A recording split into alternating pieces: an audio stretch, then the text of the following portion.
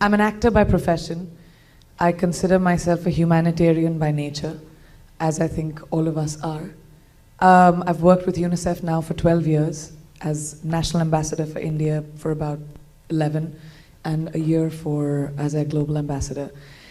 When you hear these kids asking these questions and we sit in our incredibly privileged worlds, as we do, because we have washing machines and we have dishwashers and we have cars and we have great clothes, and we wake up with planes not targeting our homes. Sitting in that environment, I don't think most of us don't understand the gravity of what kids like Mazoon and Hanan and Ayam have been through. I had the privilege of going to Jordan, which has been a host country of about 1.5 million refugees in a camp called Zatari, and which Mazoom is from as well. That's where she went to school too. Yeah. And I think the one thing that I would like to respond to these kids is thank you to all the host countries who feel the responsibility as a privileged society and as a privileged world to be able to take on these children. When we talk about not having a lost generation, these are not just words.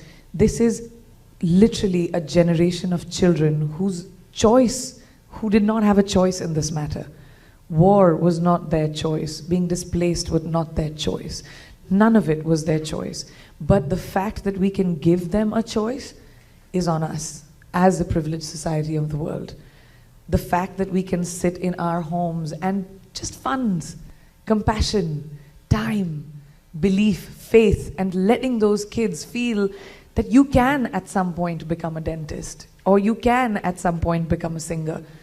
When I went to Zatari and I met all of these kids, like Mazoom was saying, each and every one of them, they wanted nothing else. They did not ask for, because maybe they knew I couldn't do anything about it, war should end, or I want a better home, all they kept saying to me was, we just want our education to not be taken away from us so that we can go back to Syria and rebuild the country that was broken.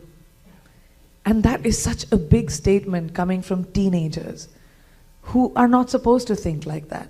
These are children who are supposed to be playing games and studying and getting an education and thinking about the possibility of their future. And these children are sitting there saying, I want to rebuild my country.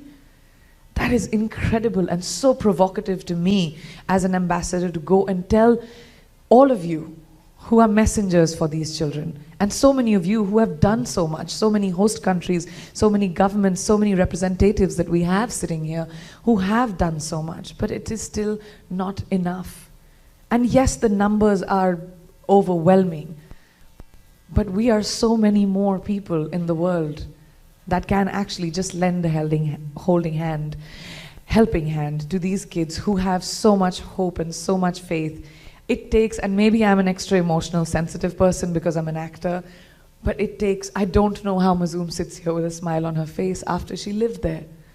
All it took for me was one visit to break my heart, and for me to have conversations with these kids and ask them, what do you want to do? And I have one 6-year-old telling me, I want to become a doctor, and an 8-year-old telling me, I want to be an engineer, or I want to be an actress.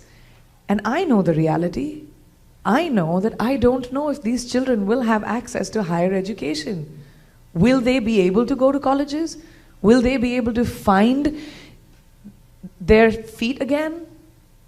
And those are questions we need to answer sitting in this room. Those are the questions we need to answer for them as their voices. So my experiences throughout meeting all of these incredible kids, whether it was in Zimbabwe, South Africa, India, Jordan, has only been consistent. Each and every one of them, whether they're dealing with poverty, whether they're dealing with war, whether they're dealing with the refugee crisis, all of them just want to be able to have a handle on their future. And we can give them that. So please, I implore each and every one of you to implore the people that you work with to ask to just move their spirits and say this is on us as privileged society to remember those children that may be forgotten.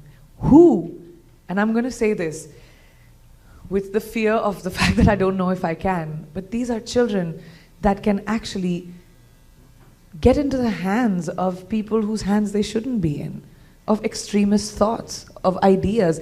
And these are the same kids who, by the way, have to deal with the stigma of being refugees, of the fact that they have been displaced from the countries that they come from. So all of those things are something that we as a society need to talk about, educate about, create awareness about. But we need to remember that this lost generation belongs to this one world, and we are part of that one world. And it's on us to be able to take care of that one world that we have. Thank you very much.